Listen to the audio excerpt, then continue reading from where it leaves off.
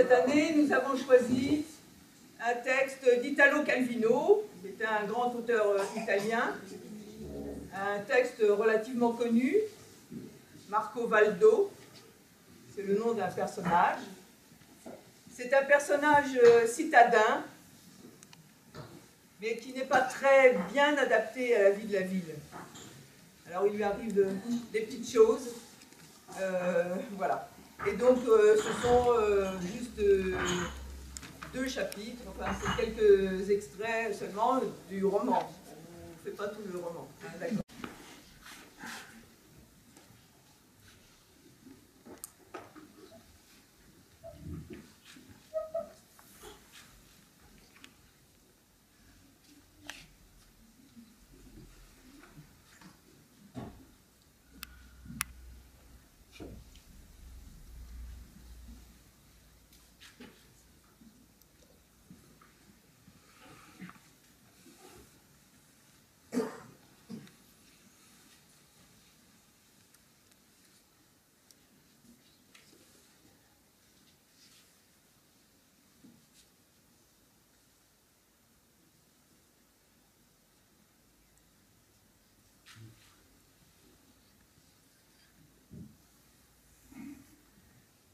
Venant de loin, le vent apporte à la ville des cadeaux insolites que remarquent seuls des êtres sensibles. Ainsi en est-il de ce que le pollen de fleurs de contrées lointaines fait éternuer.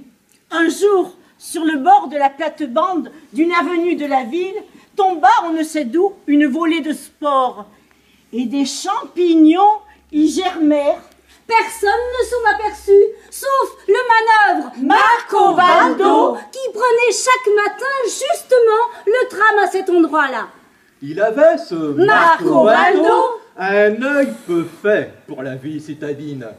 Les panneaux publicitaires, les feux de signalisation, les enseignes lumineuses, les affiches, pour aussi étudier qu'ils fussent afin de retenir l'attention, n'attiraient jamais son regard qui semblait glisser comme sur les sables du désert. Par contre, qu'une feuille jaunie sur une branche, qu'une plume s'accrochât à une tuile, il les remarquait aussitôt.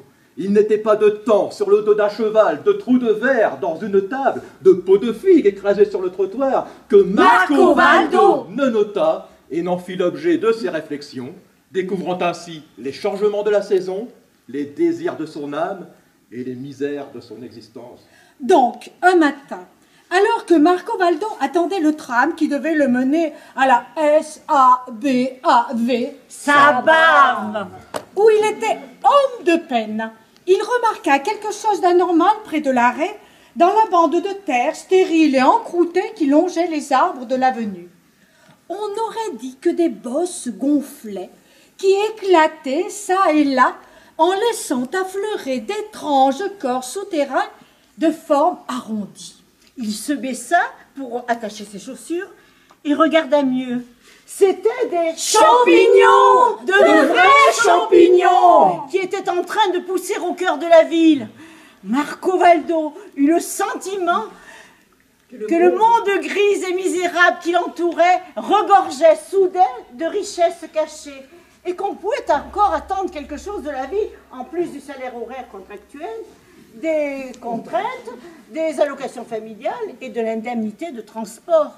À son travail, Marco Valdo, fut encore plus distrait que d'habitude. Il lui semblait que pendant qu'il était là à décharger des paquets et des caisses, les champignons, connus de lui seul, lents et silencieux, mûrissaient leur chair dans l'obscurité de la terre, assimilaient les sucs souterrains, faisaient craquer la croûte des mottes de terre.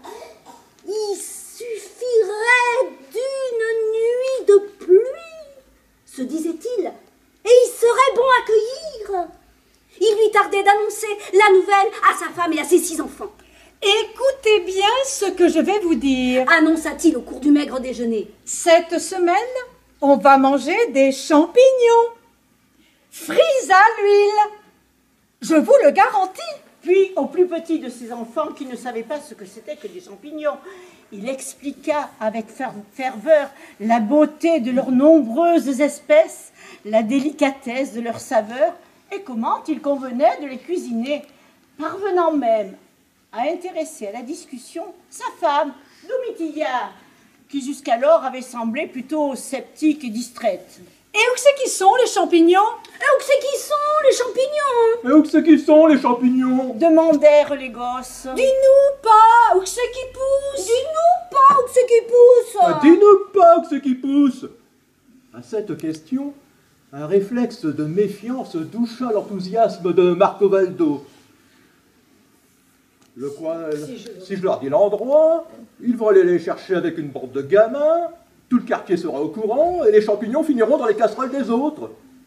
Ainsi, cette découverte qui lui avait brusquement empli le cœur d'un amour universel lui donnait maintenant une terrible soif de possession, tandis qu'une crainte jalouse et soupçonneuse le submergeait. Le coin des champignons, je le connais, je suis seul à le connaître. Gare à vous si vous vendez la mèche. Le lendemain matin, en se rendant à l'arrêt du tram, Marcovaldo était plein d'appréhension. Il se pencha vers la plate-bande et vit avec soulagement que les champignons avaient un peu poussé, mais pas trop, et qu'ils étaient encore presque entièrement enfouis sous terre. Marcovaldo était toujours penché lorsqu'il se rendit compte qu'il y avait quelqu'un derrière lui. Il se releva d'un bond et s'efforça de prendre un air indifférent. Un cantonnier était là, qui le regardait, appuyé sur son balai. Ce cantonnier, dans la circonscription administrative duquel se trouvaient les champignons, était un jeune et grand échalas à lunettes qui se prénommait Amadis. Il y avait belle lurette que Marcovaldo le trouvait antipathique, peut-être bien à cause de son regard de myope qui scrutait l'asphalte des rues pour y chercher et effacer à coups de balai les moindres traces de la nature. C'était un samedi, et Marcovaldo, dont l'après-midi était libre, le passa tout entier à tournailler d'un air distrait dans les parages de la plate-bande, surveillant du coin de l'œil le cantonnier Amadis et les champignons, tout en s'efforçant de calculer combien de temps il faudrait encore pour qu'on les puisse cueillir. La pluie tomba pendant la nuit.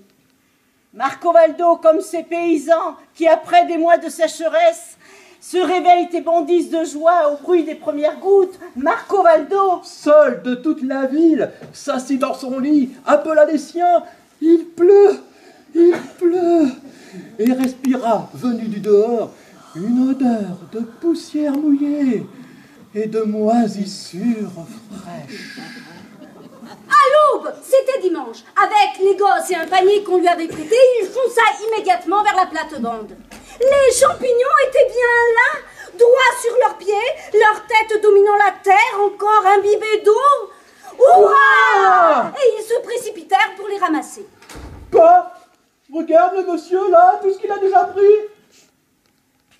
Alors, levant la tête, Marcovaldo vit Amadis debout, près d'eux, tenant également sous le bras un panier plein de champignons.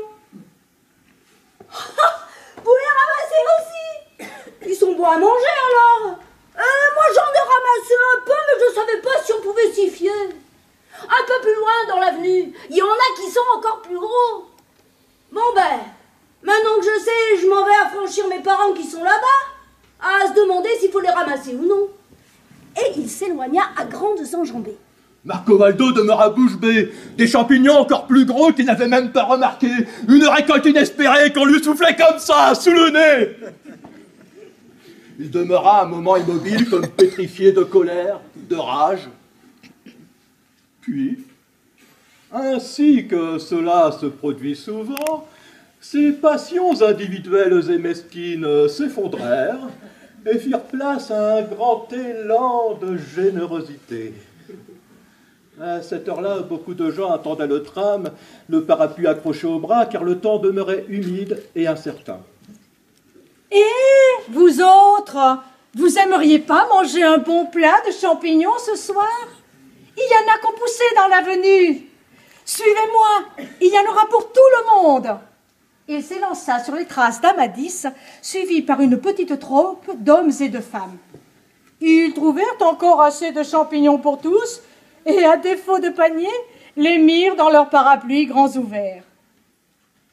Quelqu'un dit, ce qui serait chouette, ce serait de faire un bon repas, tous ensemble. Au lieu de cela, chacun prit ses champignons et rentra chez soi. Mais ils se revirent très vite, le soir même, dans la même salle d'hôpital, après le lavage d'estomac qui les avait tous sauvés de l'empoisonnement. Oh, rien de bien grave, car la quantité de champignons mangés par les uns et par les autres n'était pas très importante. Dans deux lits voisins, Marco-Valdo et Amadis se regardaient de travers.